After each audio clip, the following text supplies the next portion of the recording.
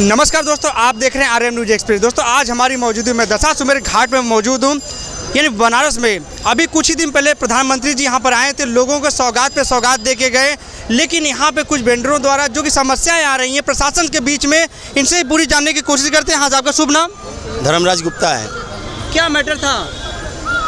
देखिए, आपके सामने क्या समस्या आई है? जो मैटर कुछ नहीं है। मैटर ये है कि कुछ लोगों द्वारा थाने या चौकी पे दबाव बनवाकर हम लोग को उजाड़ने और उत्पीड़न का काम किया जा रहा है, ताकि हम लोग को उजाड़ के वो लोग अपनी दुकानें लगा सकें। और इसमें अब प्रशासन के ऊपर विशेष लोगों का दबाव हो सकता है, जिसके कारण वो न चाहते हुए हम लोग के ऊपर कार्रवाई कर रहे हैं, जिससे हम लोग के अंदर बहुत सी भय का माहौल उत्पन्न हो चुका है हम लोग के अंदर। जिस तरह आप मुझे बता रहे थे कि प्रधानमंत्री द्वारा जो आप लोग का था कार्यकाल, यानी कि जो मतलब प्रोसेस पे चल रहे थे, उसको एक्ट के थ्रू ला दिया गया था। देखिए, 2013-14 में अजय माखन जी द्वारा फेरी पटरी अधिनियम कानून बना है। निकालिए इसको। 2013-14 में फेरी पटरी अधिनियम कानून बना है। मोदी जी सरकार द्वारा आने के बाद इसको लागू कर दिया गया। ये इसका कानून है। ये हमारा 2014 के बाद मोदी जी द्वारा 2014 में इसको लागू कर दिया गया। आपका अपना पूरा परिचय बताइए मुझे। मैं धर्मराज गुप्ता दशाश्वमेध वेंडरों का एक तरह से प्रतिनिधित्व करता हूँ जी। तो ये आप लोगों को इस तरह से ये कहाँ से मिला था? हाई कोर्ट से? नहीं, ये कानून है, लॉ है। ये किसी कोर्ट से नहीं मिलता है। ये हम लोग अपने संस्था नासवी द्वारा इसको प्रदत्त किया गया था। तो हम लोग की अगर कभी कोई समस्या हो तो ये आप ये दिखा दीजिएगा। ये राजपत्र है। और ये राजपत्र दिखाने से ये है कि हमारे इसमें जो भी चीज़ें हैं वो चीज़ें होनी चाहिए। 2017 में यूपी में योगी जी द्वारा इसको करेक्शन करके इसको पूरा मतलब लागू कर दिया गया और निर्देश दिया गया नगर आयुक्त को, डीएम को, कमिश्नर को, जो कि हमारे अध्यक्ष है, टाउन वेंडिंग कमेटी के अध्यक्ष हैं, उन लोगों को निर्देशित कर दिया गया कि इन लोगों का जल्द से जल्द टाउन वेंडिंग बना के इन लोग को दिया जाए। चूँकि हम लोग बहुत पुराने बाज़ार में रहते हैं। हम लोग का दशाश्वमेध से गदौलिया जोन जो है कम से कम 60-70 साल पुराने, हमारे पास उसका साक्ष्य एविडेंस है। हम लोग इसी कानून के तहत हम लोग विरासत बाज़ार में आते हैं। विरासत बाज़ार का मतलब ये हो गया कि हम यहाँ पे अगर वेंडिंग कर रहे हैं तो हमको यहाँ से विस्थापित भी नहीं किया जा सकता और हटाया भी नहीं जा सकता है। ठीक है, अगर आपने विकास का काम किया है, और मैं सरकार का हमेशा सहयोग भी रहा हूँ और सहयोग करता हूँ। इनका जब भी कोई आदेश होता है हम लोग अपना कम कर लेते हैं, हटा लेते हैं या चले जाते हैं। उसके बाद अब मोदी जी हम लोग को कोरोना काल के बाद हम लोग को 10-10 हज़ार रुपया स्वनिधि योजना के तहत हम लोग को लोन दिए हैं। उसके बाद वो लोन 20,000 हुआ, अब 50,000 लोन हुआ। अब हम लोग को लोन देने के बाद अगर उजाड़ देंगे तो हम लोग कहाँ जाएंगे? अभी आपको समस्या की सरकार से कि प्रशासन से? हमें सरकार से समस्या, सरकार क्या नहीं देख रही है? LIU है, IB है, सब लोग का रिपोर्ट उनके पास जा रहा है।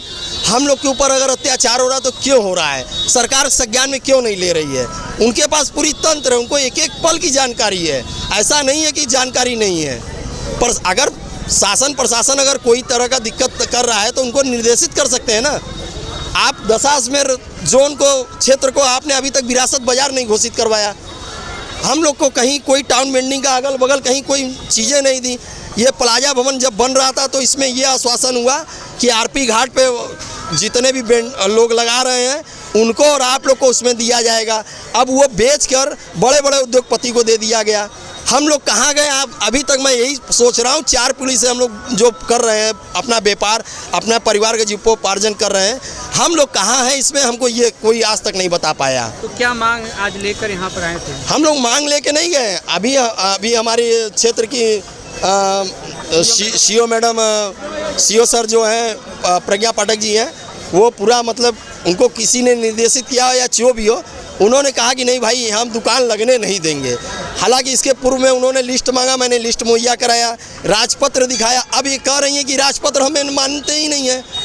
ये तो मतलब कि सरासर ऐसा हो गया कि सामने वाले को उस्काना हो गया कि तुम लॉ एंड ऑर्डर को अपने हाथ में ले लो।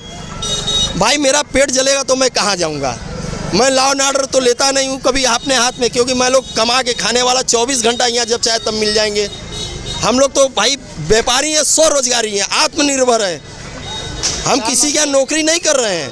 अब मोदी जी रहा पैसा देने के बाद हम लोग अपने आप को थोड़ा प्रोग्रेस भी किए हैं, लेकिन क्या इसी तरह से होगा? आज आप हमारा से चीज़ों को उजाड़ दे रही हैं, सब कर दे रही हैं, तो हमारा क्या होगा? हम घाटे में जाएंगे कि नुकसान में जाएंगे? या तो कोई इसका सिस्टम बना दे कि ठीक है भाई, आप इतने दूर से इतने दूर में लगाइए एक एक दुकान। हम लोग तो देखिए जाने वाले कहीं नहीं है। 4 पीढ़ी से अगर सरकार चाह रही है तो हमको हमारी इच्छा से, हमारे दुकान से हमको मृत्यु वरदान दे दे कि चाहो तुम लोग मर जाओ, एकदम हट जाओ, न तुम रहोगे न लगेगा दुकान, हमारे परिवार को उनका भरण पोषण कर लें। अब मैं क्या कर सकता हूँ? मैं तो सरकार का साथ देता हूँ। शासन प्रशासन जब उनको ज़रूरत पड़ती है, हम लोग 50-50 आदमी का टोली बना के कोई भी VIP मूवमेंट होता है या गैदरिंग होता है तो उसमें उन लोग का सहयोग करके भीड़ को डाइवर्ट करते हैं, भीड़ को आने जाने का पूरा रास्ता देते हैं। हम सब करने के बाद भी हम लोग आज ठगे जा रहे हैं। मतलब क्या मांग है आपकी? हमारी बस यही मांग है कि कम से कम हम लोग को जिस तरह से हम लोग लगाते हैं लगाते रहें। अगर आपसे हो सके, हमको नहीं चाहिए किसी विदेशी संस्था द्वारा कोई भी चीज़ें, हमको नहीं चाहिए आपके द्वारा दिया हुआ कोई चीज़। हमें बस ये चाहिए कि हम अपने आप से खुद कमाकर अपने परिवार का पेट पाल सकें और इस शहर का जो ज़्यादा गंदगी होता है उसको भी स्वच्छ रखने में सहयोग देते हैं और आगे भी देते रहें। हम तो यही चाह रहे हैं कि हम सरकार के साथ है तो सरकार हमारे साथ कोई भी नाइंसाफ़ी न करें। तो जिस तरह से अभी आपने सुना यहाँ पे, क्या नाम था आपका सर? धर्मराज गुप्ता। धर्मराज गुप्ता ने बताया कि यानी कि वेंडर ये लोग आज इस प्रकार से, मैं अगर बात उठाऊँ थोड़ा सा पीछे जाऊँ तो जिस तरह से देखते हैं लोग यही कहते हैं कि अपना खुद का यानी पेट पालने के लिए रोज़ दिनचर्या का काम करते हैं। यानी कहा जाता है कि खुद यानी कि रोज़ डेली कुआं खोदना और पानी पीना, यानी कि तमाम पटरियों पे जो लोग करते थे आज यहाँ पे तमाम यहाँ पे बिल्डिंगें बना दी गई हैं। जिस तरह से आश्वासन मिला, लेकिन इनको आश्वासन से संतुष्ट नहीं हुए हैं और सरकार से, प्रशासन से इनकी ये गुहार है। मैं चाहूँगा कि DM साहब भी मेरी आवाज़ सुनते हैं तो मैं उनसे आग्रह करता हूँ कि एक बार इन लोग से मिलें, इनसे बातें करें, इन पर जो उचित कार्रवाई होती है उससे अच्छा कार्रवाई के जल्द करने की कोशिश करें। तो मैं Arun Kumar Chauhan, RM news express से वाराणसी। ये देखिए, ये 2014 का सर्वेक्षण रसीद है। वो कर लेंगे आपसे जब मिलेंगे ना, अब चलेगा, DM भेज देंगे DM साहब को डायरेक्ट।